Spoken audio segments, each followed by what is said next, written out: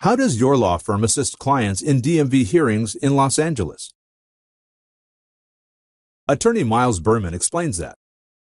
We've conducted thousands of DMV hearings. We try and win every DMV hearing, but for somebody to try and handle it themselves, it can be absolutely overwhelming. We know what the issues are in each and every case. We know what the evidence is in each and every case. We know the strengths and weaknesses of the DMV administrative proceedings.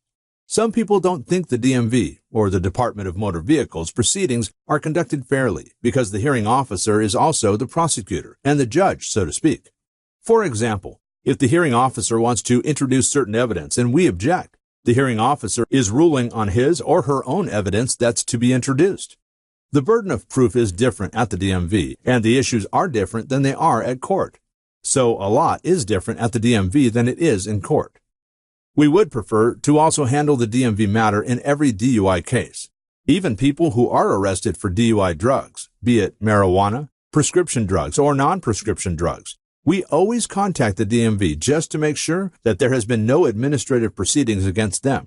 The officers oftentimes mistakenly submit a notice of suspension and a temporary license is issued to the driver, which brings me to another area that we've seen a lot more lately.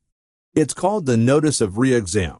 This is where a person who is on prescription drugs and somehow comes into contact with a police officer or a doctor or somebody who is in a position to contact the DMV, or the person walks into the DMV himself or herself. We've seen this as well.